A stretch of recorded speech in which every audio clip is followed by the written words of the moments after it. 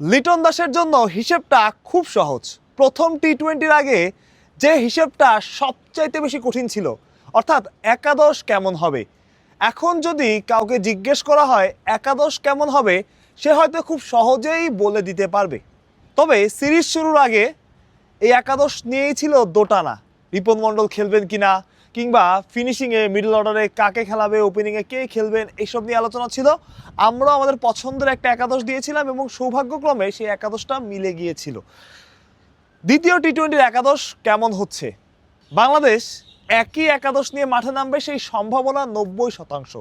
অর্থাৎ একাদশে তেমন কোনো পরিবর্তন আসছে না। ওপেনিংয়ের কথা যদি আপনারা চিন্তা করেন, ওপেনিং সফল ছিল না সাইফ হাসান কিংবা তানজিদ হাসান তামিম। তবে দ্বিতীয় টি-20তেও তাদের উপরই ভরসা রাখবে টিম ম্যানেজমেন্ট, এতটুকু নিশ্চিত। এই দলটার একটা থিওরি আছে। থিওরিটা হচ্ছে, যাকে সুযোগ দেওয়া হবে বা যাকে সুযোগ দেবে ম্যানেজমেন্ট, পর্যাপ্ত সুযোগ দেবে এবং পর্যাপ্ত সুযোগ তারা পাবে। টি-20তে পারফরমেন্স খারাপ না, তানজিদ তামিম অটো চয়েস, সাইফ হাসান ওয়ানডেতে খারাপ করছিলেন, তবে টি-20-র প্রথম ম্যাচটাও তার হয়তো মন মতো হয়নি। তবে দ্বিতীয় টি-20তেও তিনি সুযোগ পাচ্ছেন একরকম নিশ্চিত। 3 নম্বরে ক্যাপ্টেন লিটন কুমার দাস, 4-5 তাওহিদ হৃদয়, পারভেজ ইমন, 6 নম্বরে শামীম হোসেন পাটোয়ারি, 7 নম্বরে শেখ মাহিদি হাসান, রিশাদ হোসেন, 8-এ 3 জন পেসার, শরীফুল ইসলাম, তানজিম হাসান সাকিব, আর অন্যদিকে লাস্টে রিপন মণ্ডল, যিনি গত ম্যাচেও খেলেছেন। এখন পেস ইউনিট নিয়ে প্রশ্ন থাকতে পারে, পেস ইউনিট নিয়ে আলোচনা থাকতে পারে। ওখানে সাইফুদ্দিন আছেন, আব্দুল গাফফার সাকলাইন আছেন, তাদের খেলানো হবে কিনা। প্রথম ম্যাচের পরে আসলে তাদের খেলানোর সম্ভাবনাটাও কম। ব্যাটিং উইকেট ছিল সাগরিকাতে এবং প্রথম 3 ওভারে রিপন মণ্ডল হয়তো বা একটু খরুচে ছিলেন, কিন্তু শেষ ওভারটা দুর্দান্ত করেছে, সেজন্য তাকে নিয়ে আলাদা প্রশংসাও করা হয়েছে প্রেস কনফারেন্সে। সুতরাং বোঝাই যাচ্ছে রিপন মণ্ডল পরের ম্যাচেও সুযোগ পাচ্ছেন এবং খুব বেশি পরিবর্তন বা কোনো রকম পরিবর্তনই ম্যাচটায় আসছে না। যদি তাসকিন আহমেদ থাকতেন কিংবা নাহিদ রানা থাকতেন, তাদের একটা ওয়ার্কলোড ম্যানেজমেন্টের ব্যাপার থাকে, কিংবা মুস্তাফিজুর রহমান থাকতেন, তাদের ওয়ার্কলোড ম্যানেজমেন্টের ব্যাপার থাকে, তাদের হয়তো বিশ্রাম দিয়ে পরে অন্য একজন পেসার খেলানো হতে পারতো, যেটা আমরা টেস্টে দেখি বা ওয়ানডেতে দেখি। কিন্তু এই ক্ষেত্রে আসলে সেই সমস্যাটা নাই।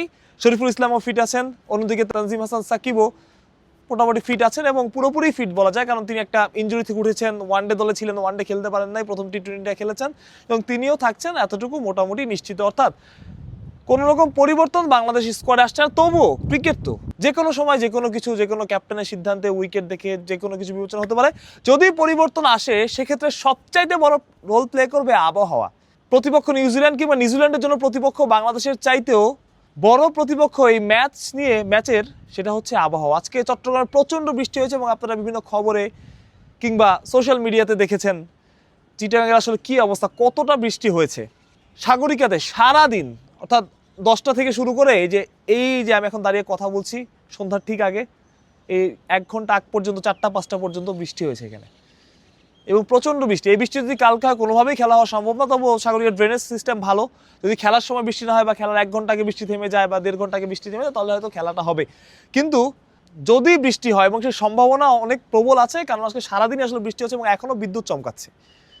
সুতরাং এই আবহাওয়ার কথা চিন্তা করে হয়তো দলে কোনো পরিবর্তন থাকলেও থাকতে পারে। দেখা যাচ্ছে যে একজন স্পিনার বেশি খেলানো হচ্ছে বা অন্য একজন পেসার খেলানো হচ্ছে, এইসব হতে পারে। টস একটা ভাইটাল রোল প্লে করবে, যেহেতু বৃষ্টির সম্ভাবনা আছে। আগের দিনও টস ভাইটাল রোল প্লে করেছে এবং বাংলাদেশ সেটার প্রতিফলন পেয়েছে।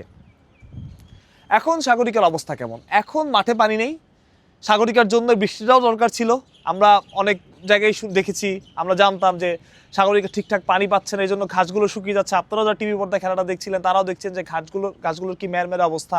প্রচুর পরিমাণ মিঠা পানির প্রয়োজন হয়, যেহেতু পাশেই সমুদ্র, সব দিকেই নোনা পানি, মাটি খুললেও নোনা পানি বের হয়। সুতরাং এই বৃষ্টিটারও আসলে খুব বেশি প্রয়োজন ছিল এবং এখন সাগরিকার অবস্থা ভালো। কিন্তু যদি ম্যাচের সময় বৃষ্টি হয়, তাহলে তো খেলা হবেই না এবং ম্যাচের 1 ঘন্টা আগেও যদি বৃষ্টি থামে বা 1-1.5 ঘন্টা বা 2 ঘন্টা আগেও যদি বৃষ্টি থামে, তবুও সাগরিকায় খেলা হবে বলে আশা করা যায়, সেটা এখানকার ড্রেনেজ ব্যবস্থার কারণেই।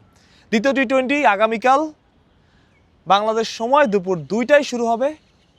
আশা করছি বাংলাদেশ চট্টগ্রামের এই শেষ টি-20টা জিতবে এবং ঢাকায় 3 নম্বর টি-20টা জিতে 3-0 করবে ব্যবধান। মানুষ প্রত্যয়, বিডি ক্রিক টাইম, চট্টগ্রাম।